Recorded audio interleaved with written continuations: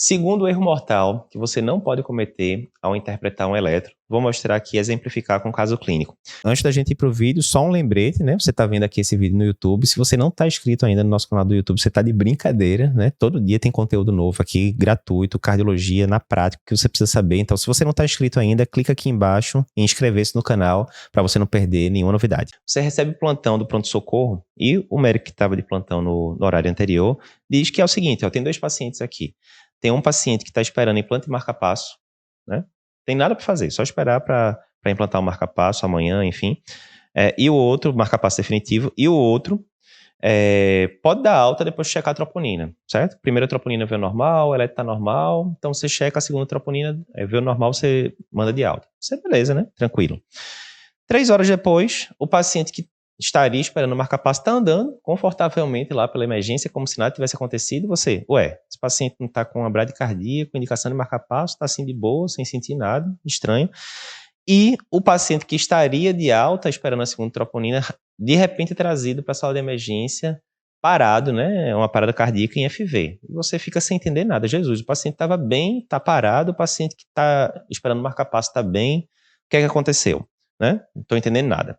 E aí o que acontece? Esse é o segundo erro mortal que você não deve cometer na hora de interpretar um eletro, que é o quê? Esquecer de checar pessoalmente o eletro dos seus pacientes. Então aqui é o seguinte, você tem que assumir a responsabilidade, né? A gente fala, aqui está uma foto, né, só para mostrar, esse aqui é o nosso livro de eletrocardiografia, né, o Manual de Electrocardiopapers, que segundo a Amazon é o livro mais vendido de eletro do país, mas nem só de medicina vive o médico, né? Tem esse livro aqui que eu acho massa, A Responsabilidade Extrema, que é desse autor aqui, Jocko Willink, que é um militar americano, faz um podcast muito bom, enfim. E aí, resumindo, né, o que é que ele fala no livro? Que você tem que assumir total responsabilidade sobre tudo que está no seu entorno e que você tem algum grau de controle, né?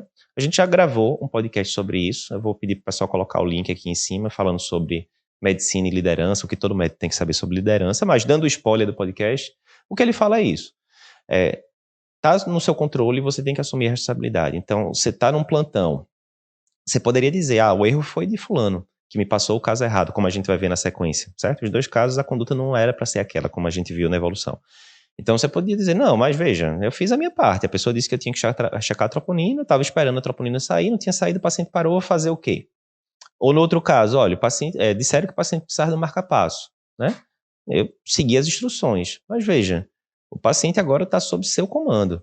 Se ele está sob seu comando, é bom você ver se a história é mais ou menos aquela, né? Porque, enfim, condutas existem certas e erradas. Então, se esse paciente evolui mal no seu plantão agora, você até, né, legalmente, você está responsável por ele. Então, assuma a responsabilidade.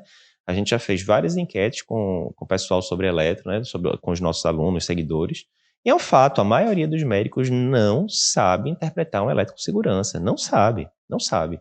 Então, sabendo disso, se você sabe interpretar um eletro com rapidez, sem medo, vá lá e interprete, porque alguém pode ter cometido um erro antes de você, né? Então, você chegou lá e voltou para reavaliar o caso direitinho, certo? Então, realmente, pegou o eletro do paciente que estava esperando marca-passo e, à primeira vista aqui, né, um QRS está bem distante do outro, grosseiramente, sem fazer nenhum cálculo mais preciso, claramente o paciente está bem bradicárdico, né?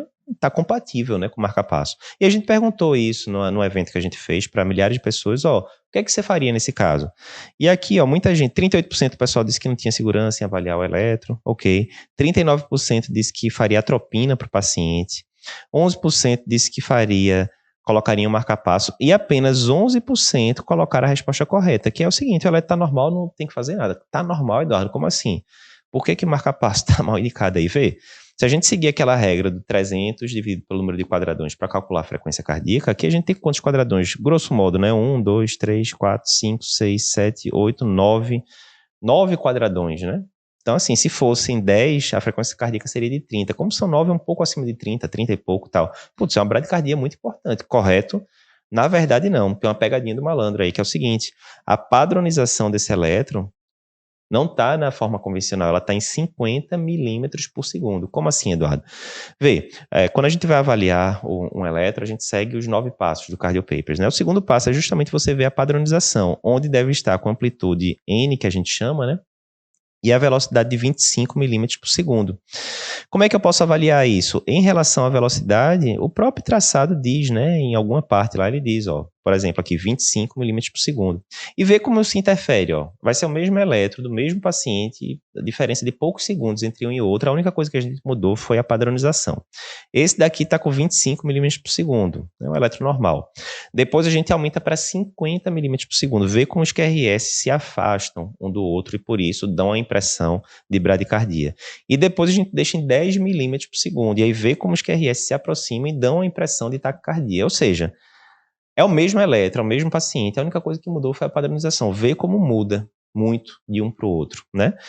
Então, isso estava errado, né? Você estava errado aqui de não ter rechecado o eletro. Se tivesse rechecado com calma, você teria visto que o paciente não tinha, na verdade, bradicardia. Era um paciente, né, com eletro normal e que foi feito um erro lá na avaliação do eletro. E sobre o paciente que teve parada cardiorrespiratória? Pois é, o eletro desse paciente não era normal, né? Na verdade, ele mostrava um padrão bem típico aqui em V2, V3, que é um padrão que a gente chama de síndrome de Wellens. Mais para frente, nessa aula aqui dos 10 erros mortais, a gente vai comentar mais sobre esse eletro. Então, o segundo erro mortal que você não pode cometer ao interpretar o eletro é esse. É você não checar pessoalmente o eletro dos seus pacientes. Você está no plantão de emergência, está no plantão de UTI, alguém lhe disse que o eletro de fulano é normal, putz, não custa nada. Na hora que você domina eletro, na hora que você sabe dar interpretar um eletro, com rapidez e sem medo, em questão de 2, 3 segundos, você dá aquela olhada macro no eletro e vê se tem alguma alteração grosseira ou não. Então, assim, eu tô com o paciente com dor torácica ali, o residente chegou, o estudante chegou e falou, não, o eletro é normal. Eletro dor torácica, você só diz que é normal quando você mesmo interpreta. Não quer dizer que você não possa cometer erros, óbvio que pode, todo mundo pode. Mas assuma a responsabilidade e veja, não, tá normal mesmo.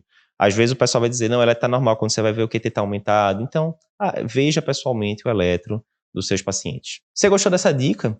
Essa dica é um dos 10 erros mortais que você não deve cometer na hora de interpretar um eletro. E a gente tem uma aula totalmente gratuita só sobre isso, onde a gente fala os 10 erros e a gente ainda disponibiliza um e-book para você, resumindo tudo de mais importante que a gente fala na aula. Se você quer assistir essa aula completa, clica no link que está aparecendo aqui em algum lugar da tela e acessa.